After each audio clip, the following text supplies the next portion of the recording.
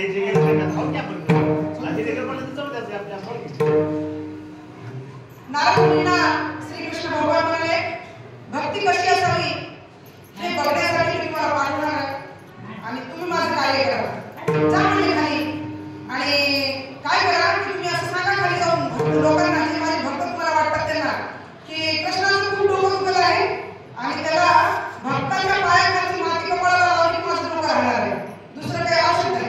आता खरं काही आवश्यक नाही पण पैसे घ्यायचे होते. मग नारद मुनी खाली आले आणि साधू संतांना विचारू लागले किंवा तुझ्या पायाखाली माती पाहिजे कृष्णाच्या डोक्याला लावायची. तर साधू संतांनी शास्त्राचा अभ्यास असल्यामुळे त्यांना वाटलं की आपल्या पायाखाली माती देवाच्या डोक्याला कशी द्यावी. आपण याचा विचार करतो ना की ही गोष्ट कशी द्यावी. जसं की एक प्रसंग आला होता शबरीच्या गोष्टीवर देवाला खाली दक्षिणाला कसं वाटत होतं काय येण्यासारखा एवढा अवतार असून गोर बनायचे गोष्टी या म्हातारीचे असं प्रत्यक्ष लक्ष्मण भाऊ असून सुद्धा त्याला शंका आली होती. पण शबरीच्या गोष्टीवर खाली म्हणजे भाव बघितला ना मग असं तिथे परीक्षा घेताना तशी माती मागितली. तर जे साधू संत होते योगी ध्यानी कवी होते ते म्हणजे आम्ही नाही देणार नाही कारण ही जर माती दिली तर आम्हाला नरकात जावं लागेल आम्हाला नरक यातना भोगावं लागतील म्हणून आम्ही हे देत नाही. मग असं करता करता आता शेवटी थकून नारद मुनी वृंदावनामध्ये गेले गोकुळामध्ये आणि गोकुळामध्ये गेल्यावर त्या गवळणी होते. आता ह्या गवळणी म्हणजे पूर्वजन्मीच्या वेदांच्या उच्च आहेत. वेदामधल्या अक्षरांना वाटत होतं ऐकून ऐकून त्या वेदांच्या अक्षरांना असं झालं होतं की आम्हाला ते पती मिळेल.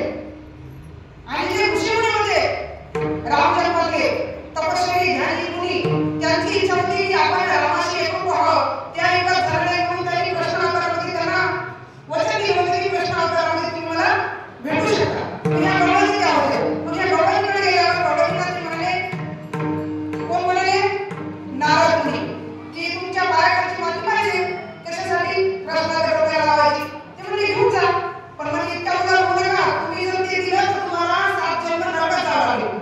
तुमच्या पायाची माती देवाच्या कपडाला लागेल. मग आता त्यांना विचार आता काय करावं. आता काही ठिकाणी सांगितलं की सगळ्या गवळणी तयार झाल्या. एका ठिकाणी सांगितलं की राधा नावाची डोळे लावकर तयार झाली राधा. आता राधेचा जर विचार केला तर आपण खूप मोठी भ्रश म्हणजे लोकांनी केलेलं आहे की तिथे वेळ लग्न होतं किंवा ती कृष्णाची लहानपणाची मैत्री म्हणजे असं पण राधा ही भक्ती आहे.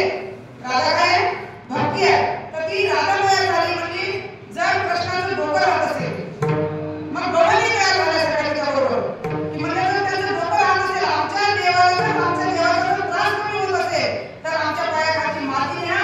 आम्हाला 7 जन्म नाही कितीही जन्म जर आम्हाला नरकात भोगावं लागलं आम्ही भोगू. आणि हे बघितल्यावर मग नारद मुनीचे डोळे उघडले की आपली भक्ती म्हणजे स्वार्थाची आहे आणि जी खऱ्या भक्ताची भक्ती असते ती स्वार्थाची नसते ती देवाच्या आवडीची असते. मग इथं पण तुकाराम महाराजांना तेच सांगायचं आहे की हे जे थोर भक्ती आवडते देवा आणि मग कोणती संकल्पावी माया संसाराची की जी आपण संसारावर जी भक्ती करतो माझी गाय माझी म्हैस मला हे करायचंय ते करायचंय मग हे सोडायचं नाही आपल्याला. हे सोडायचं नाही हे करतच करायचंय. पण ही भक्ती करत असताना सतत देवाचं चिंतन आपल्या मनामध्ये ठेवायचं. तसं गवळणी काय करत होत्या. आता त्या वृंदावनाचं मथुरेचं काही लई लांब नव्हतं 15-20 मिनिटाचा रस्ता होता. पण त्या कधीच मथुरेमध्ये गेलेल्या कुठल्या ग्रंथामध्ये लिहिलेलं नाही. त्या तिथंच राहून भक्ती करत होत्या कारण कृष्णाला जाताना त्यांना म्हणून होतं की मी येणार आहे. मग मी येणार आहे म्हणल्यावर त्या वाट बघत होत्या. पाणी आणायच्या धुणं धुवायच्या सगळं काम करायच्या आणि काम करत करत त्या फक्त चिंतन कुणाचं करायचं कृष्णाचं चिंतन करायचं. पहा नामचिंतन करत करत करत त्यांचं इतकं आंदोलन झालं होतं त्यांना की दही घ्या म्हणता म्हणता काय करायचे दही घ्या म्हणता होत्या गोविंद घ्या कोणी दामोदर घ्या तो हसती मथुरेच्या गेली. म्हणजे त्यांना दही घ्या म्हणायचे गोविंद घ्या म्हणायचं म्हणजे अशी तत्वपता झाली पाहिजे. आणि तशी तुमच्या आमच्या जीवनामध्ये जर तत्वपता झाली तर ती भक्ती होते आणि आपण करू शकतो. याच जन्मात करू शकतो ठामपणे करू शकतो. फक्त जे नाम आहे आपल्याकडे. मग नाम म्हणजे काय देवाचं नाव. नाव म्हणजे तुम्हाला जे तुमच्या गुरुने दिलेलं असेल किंवा तुम्हाला मनाला जे आवडत असेल तुम्ही ज्या देवाची भक्ती करत असाल. नामामध्ये कोणी मोठं कोणी नाही. विठ्ठल म्हणा राम म्हणा कृष्ण म्हणा काय म्हणजे तुकाराम महाराज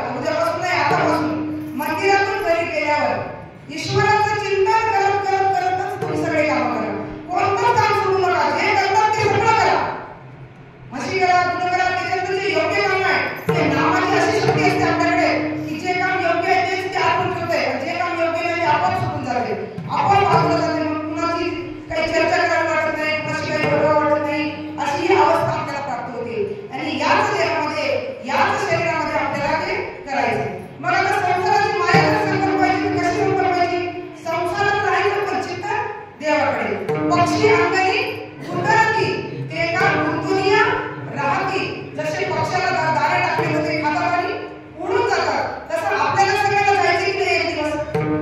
असं कोणी ऐकलं की त्याला कोणी कुठं जायचं नाही असं म्हणतात? कोणी नाही, सगळ्यांना जायचं आपल्याला. आणि जाण्याच्या आधी मी कोण आहे एवढं आपल्याला कळणं गरजेचं आहे. कळलं पाहिजे, कळलंय, पण फक्त नामचिंतन पाहिजे आणि लोकांची चर्चा, लोकांची उभी आणि राग जर असं कमी करावा लागतो. कमी करायला लागतो की होतो आपण. तुम्ही नामस्मरण केले तर होतो आपण. आणि मग तुकाराम महाराज म्हणतात की संसारावरची माया कमी करून देवावर केली की मग देवावर